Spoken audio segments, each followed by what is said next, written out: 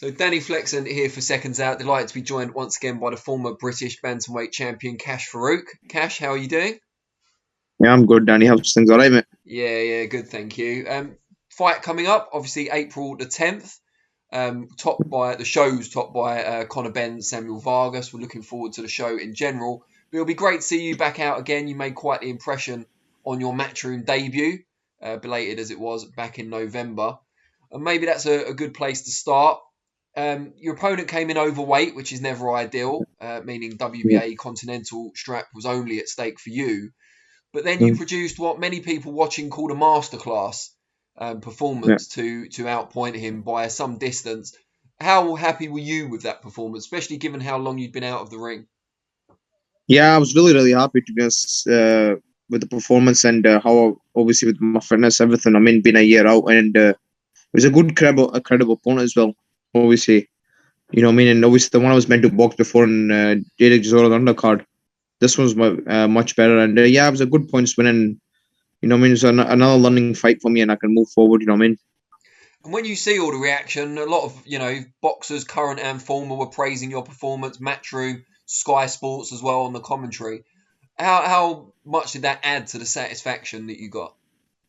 Yeah, it was really pleasing. I mean, it gives it's good getting compliments of trainers, fires, and that. I mean, it gives you a boost. I mean, moving forward. I mean, you want to work hard, and every fight you go into this, these are type of compliments. I mean, again of people. I mean, it's good. It's good getting praises of people. Obviously, fires and former fires and trainers. I mean, and yes, it gives you a good. I mean, your hard work's paying off. And who, if you know by now, who will be in the opposite corner on the 10th of April? Well, it's a Nicaraguan. I think his name is Alexander. Isubio, I think his second name is. I don't know whether I'm saying it right, but he's trying to score 21 wins, 2 losses, and he's a good credible opponent this one, and he's gonna come to win, and it's gonna be a good fight. I'm hoping Macho announce it this week. I'm hoping. And is that for your WBA belt again? I think it's for his WBH International Silver I'm boxing for. And is that the way you're looking to move? So through that WBA route, climb the rankings, and eventually a shot at that version of the world title? To be honest, I'm just what do you call it? What was my manager puts in front of me and mom obviously idea and I'm just gonna take it. I mean, I'm not looking at this route, that route. I mean, I'm in my mindset, whoever they put in front of me or whatever titles, I'm gonna box and fight. And that's it. I mean, doesn't matter who's there. I mean. I mean, I'm sure it hasn't escaped your notice that the European title at your weight changed hands not too Yeah. long ago. Lee McGregor beating Kareem Kouafi in very impressive fashion. Similar impressive fashion to yours, just in a very different way, of course. Yeah. Um, what did you make of his performance? And is the European title something you thought about previously, especially when you won the Lonsdale belt outright? Yeah, it was a good win. I mean, and he had done what he had to do, and and that was it. And to be honest, nah, my mind's just on this fight, and that's it. To be honest, I'm not really looking past anything, nothing else. What's next? I mean, my mind's just on this fight, and that's it. Get this one, then obviously we can start talking. I mean. But was European ever anything that was on your checklist, especially once you secured that Lonsdale belt? Did you see that as a natural next step, or are you not one of these kind of traditional British, Commonwealth, European type fighters? To be honest, I don't really. Yeah, it's obviously if it came up, I mean, it would have been great for a box or that. But I mean, what would my manager says, I mean, we're going down and what tiles was next, and that's our box. I mean, and and I just go where he tells me. I mean, my job is just to prepare and be ready. What was in front of me, and that's it. Do you keep an eye on the world scene at bantamweight, kind of who's got the belts, who's fighting for them, who's rising at the same sort of speed as you are? Yeah, of course I do. I mean, I'm a boxing fan. I mean, I know I watch a lot of fights and that as well. So yeah, there's a lot. I would say obviously I knew is probably the best one at the moment. I mean, I know Casemiro's. I would say he's probably number two at bantamweight. I mean, and Bali's there as well, and Rogondo Sanki's moved on away as well. So I would say they're probably four best bantamweights. I mean, there as well.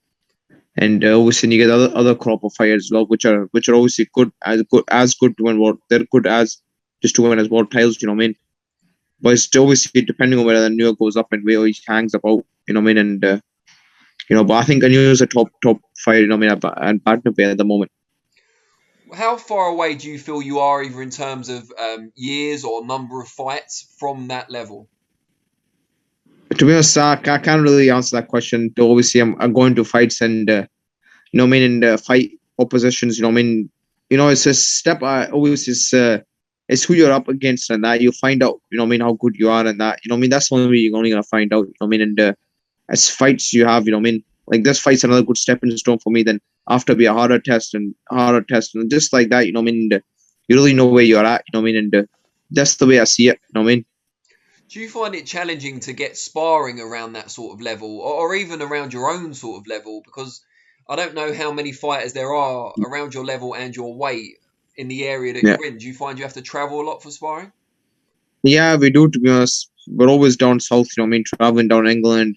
We're always down England sparring. We do. To be honest, I really get sparring up here. I'm always traveling down south, and it is difficult, but it needs to be done. And we talked about how good your performance was against the Velas last time out.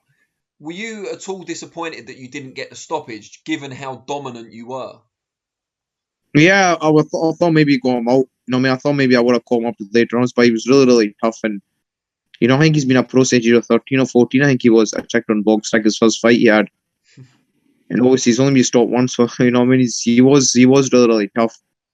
And to be honest, it's good I got the 10 rounds. And obviously if I did stop him, maybe in the later round would have been good. But it's good I got the 10 rounds, and then it's ticked the box. And it's obviously set me up for this fight as well.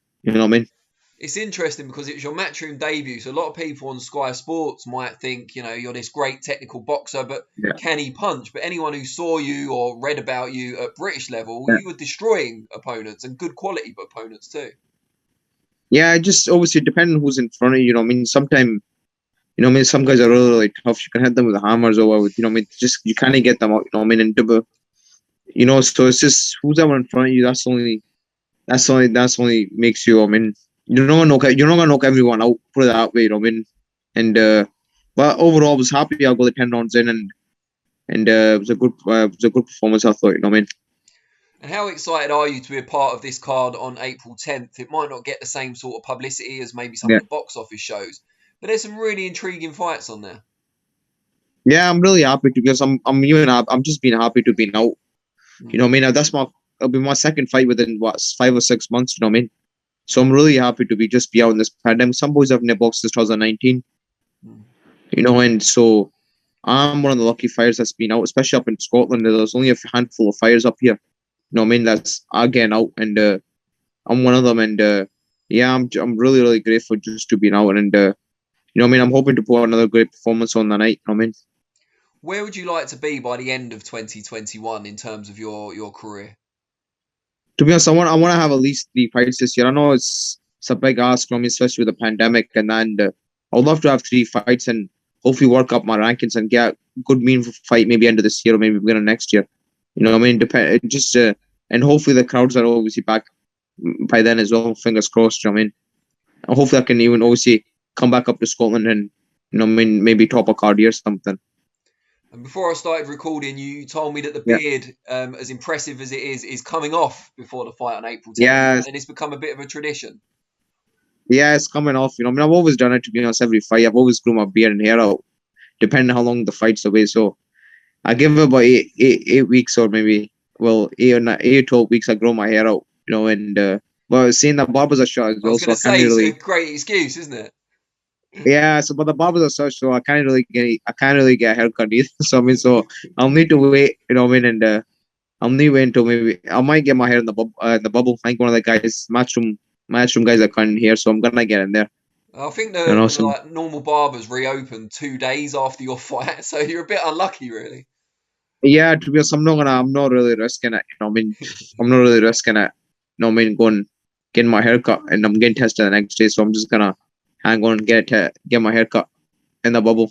Why not? So make the most of the facilities. You're not gonna have much else to do, are you? So. Yeah, I know you're right. So I need kill time anyway. So fingers crossed everything goes well by then. Then I can go in there and fight. Good stuff. Now, I've asked you this before, but in case people watching this that didn't see the previous interview, how can they all find you on social media and just get to know a bit more about you?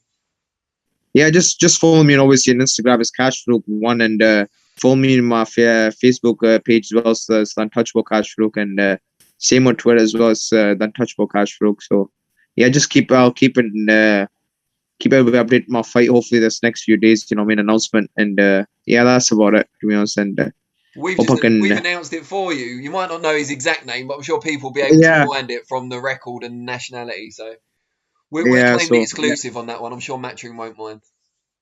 Yeah, basically, yeah. So that's it. I was gonna. A lot of people know anyway, my friends and that. So yeah, I mean. Good stuff. Well, the best of luck with the rest of your camp. Not much left now, obviously, and look forward to watching you on the 10th of April. Oh, thanks a lot, Danny. Appreciate that. Thanks very much, mate. Cheers, Cash. Take care, mate. Bye bye, mate.